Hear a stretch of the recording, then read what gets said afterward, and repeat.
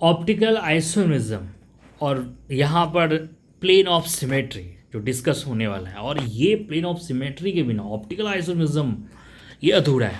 इसको हम लोग समझते हैं plane of symmetry. Plane of symmetry क्या है? पहले एक ऐसा लाइन आपको सोचना है किसी भी स्ट्रक्चर में जिससे वह स्ट्रक्चर इक्वल हाफ में डिवाइड हो जाए।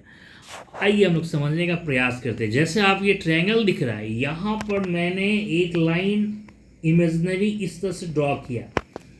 इस लाइन के अबाउट क्या यह स्ट्रक्चर इक्वल हाफ में डिवाइड हुआ है? नहीं। आप देखिए एक साइक्लोहेक्सेन, यहाँ पर भी आप कोई भी एक्सेस के लॉन्ग कहीं भी लाइन ड्रॉ करिए, आप देख सकते हैं यहाँ पर इक्वल हाफ में।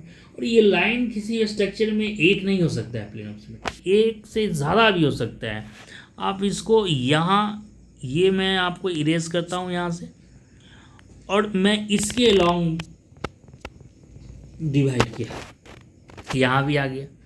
तो ऐसे ऐसे आप किसी भी स्ट्रक्चर में एक से ज़्यादा देख सकते हैं, लेकिन हमें उससे मतलब नहीं है। हमें बस ऐसा लाइन यहाँ पर खोजना है जिससे वो इक्वल हाफ में डिवाइड हो जाए। अगर वो नहीं आता है तो वहाँ पर प्लेन ऑफ सिमेट्री नहीं है। और इस तरह के एग्जाम्पल मैंने बहुत सारे लिए हैं हम लोग। अब आप खुद यहाँ से आप समझ सकते हैं, यहाँ से ये इक्वल हाफ में डिवाइड हुआ।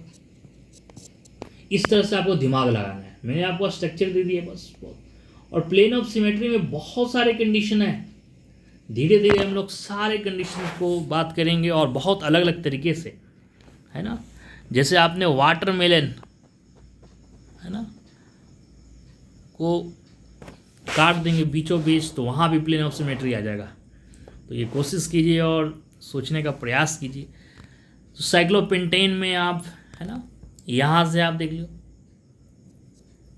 तो इस तरह से आपको दिमाग लगाना है। और बस मैंने डिफरेंट यहाँ पर आपको स्ट्रक्चर दिया है। ओके, यहाँ से आप देखिए ये benzene this is the structure है ना। बहुत अभी सिंपल तरीके से मैंने आपको कोशिश किया है समझाने का, बहुत सिंपल तरीके से। कुछ और एग्जांपल ले लेते हैं। यहाँ से देखिए, अब ये क्लोरीन मैंने एटम दिया, तो यहाँ क्लोरीन एटम क्या होते हैं, आप एक स्पेरिकल फॉर्म में आप एज्यूम कर लो।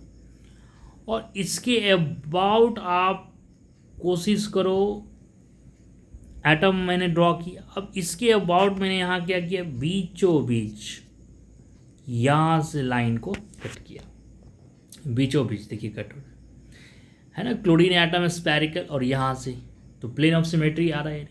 अगर आप यहाँ से अगर कोशिश करेंगे लाइन ड्रॉ करेंगे तो नहीं आ सकता है। क्यों?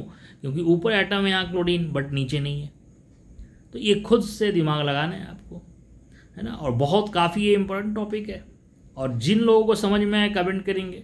और इसमें कुछ 2 कंडीशन और है। मैं इसके बाद जो लेक्चर लाएंगे वो वेज डैश वाले रहेंगे, है ना। अब यहाँ देखिए ये C डबल बॉन्ड C है। अब इसमें क्या करेंगे, तो ये तो बहुत सिंपल तरीके से आ गया ना। यहाँ से ऐसे ऐसे लाइन ड्रॉ किया, बहुत सिंपल तरीके से आ रहा है, बहुत सिंपल तरीके से।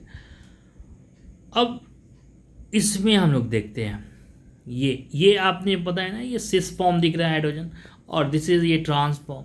तो अब यहाँ से आप लाइन सिंपल तरह से कट करेंगे तो नहीं आएगा। तो हम क्या करते हैं, इस ब्रोमीन है ना, ये एटम है और ये भी एटम, यहाँ पर ये ब्रोमीन था। ओके, ब्रोमीन था,